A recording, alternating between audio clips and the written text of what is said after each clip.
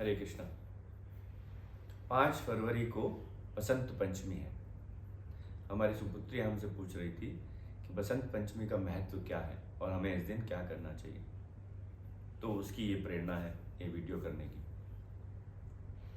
बसंत पंचमी एक बहुत ही हर्षोल्लास से मनाया जाने वाला उत्सव भारतवर्ष में मनाया जाता है और इस दिन माँ सरस्वती की पूजा होती है।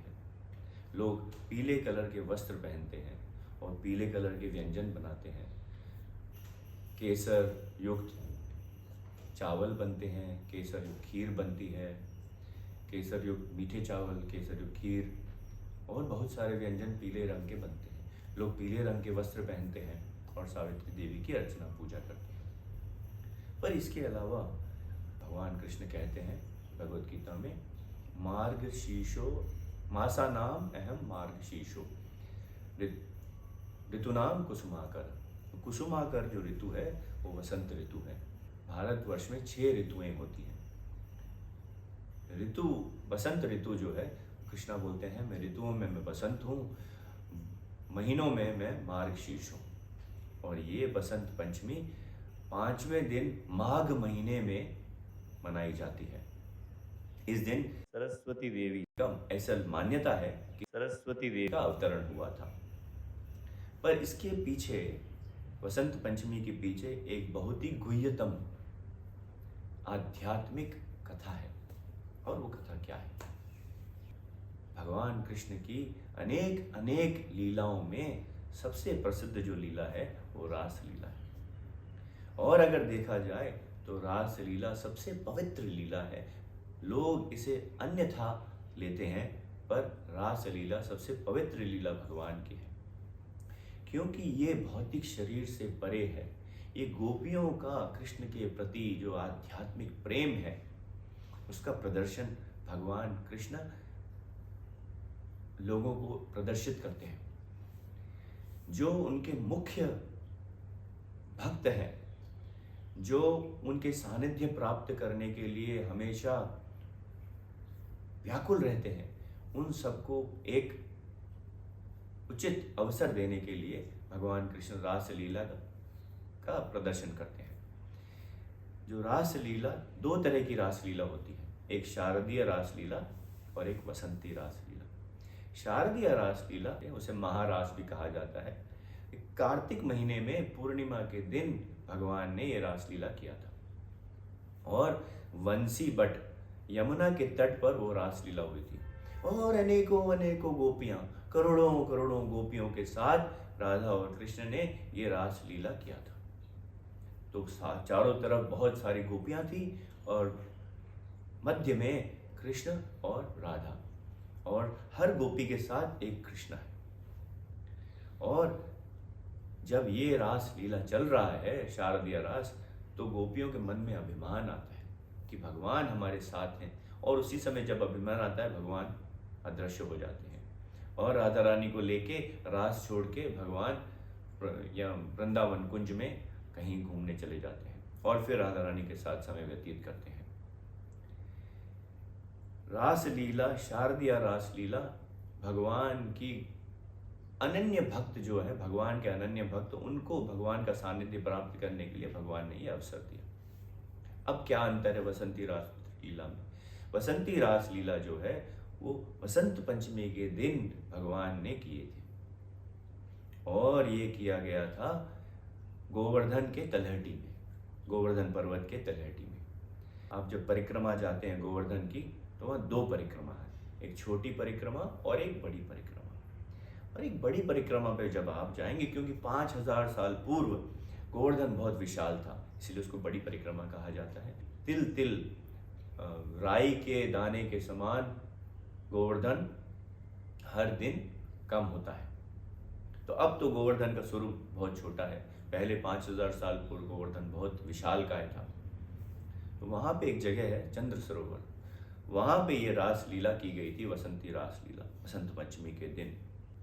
शारदीय रास लीला अनेकों अनेकों गोपियों के साथ की गई थी।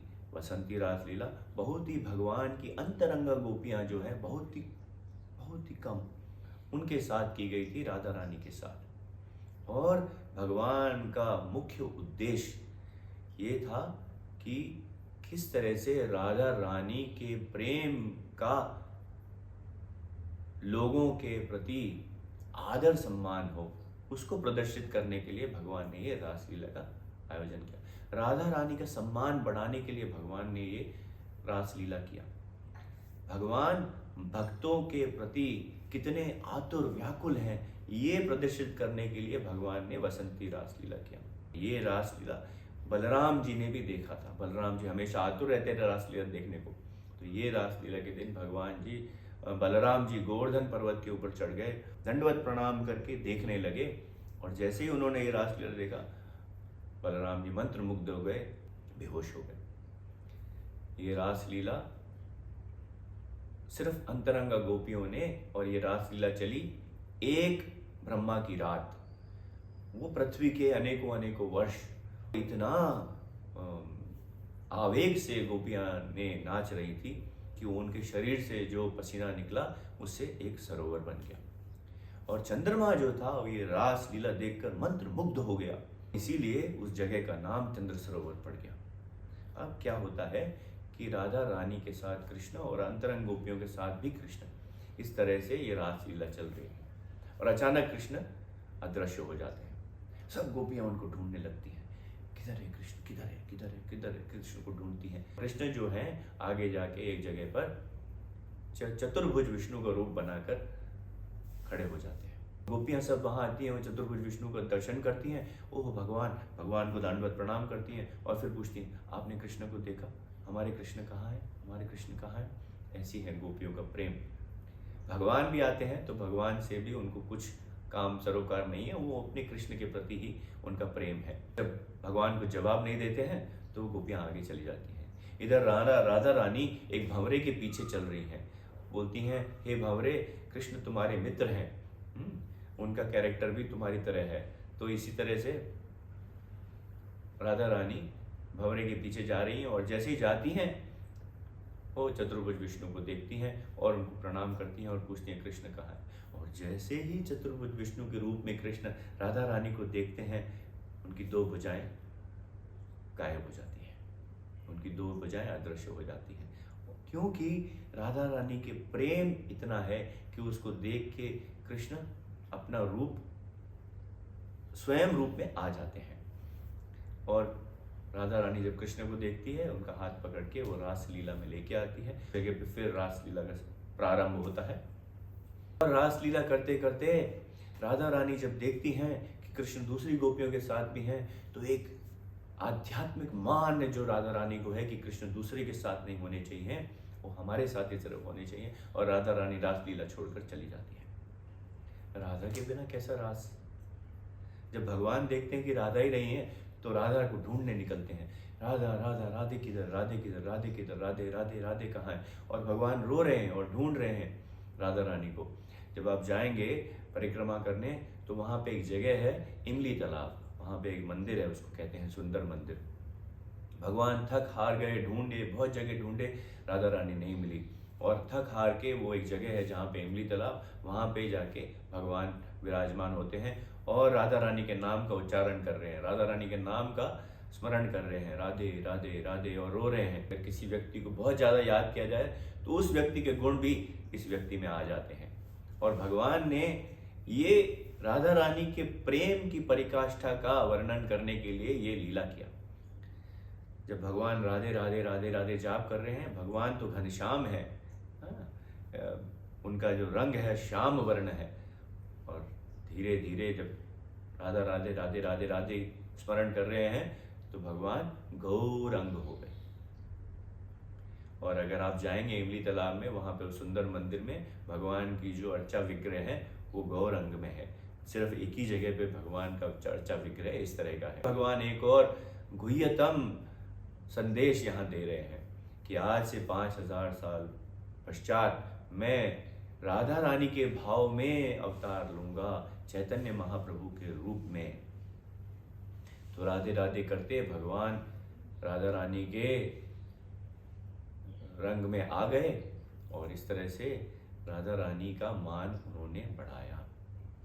इस लीला से हमें क्या उपदेश लेना चाहिए कि यही कि भगवान के प्रेम को प्राप्त करने के लिए हमें जो भगवान चैतन्य महाप्रभु ने धन दिया है, गोलोकेर प्रेम धन हरिनाम संकीर्तन, जो आध्यात्मिक जगत गोलोक वृंदावन का जो मुख्य सबसे महत्वपूर्ण सबसे कीमती धन है वो है भगवान का नाम। तो हम श्रील प्रभुपाद के अनुयायियों की पथ पे चलते हुए हमें सिर्फ यही करना चाहिए कि हमें नाम संकीर्तन करना चाहिए। हरे कृष्ण कृष्ण कृष्ण हरे हरे, हरे राम राम राम हरे हरे। आप सब लोगों से मेरी यही विनती है कि बसंत पंचमी के दिन जितना ज़्यादा हो सके उतना नाम संकीर्तन कीजिए। हरे कृष्ण।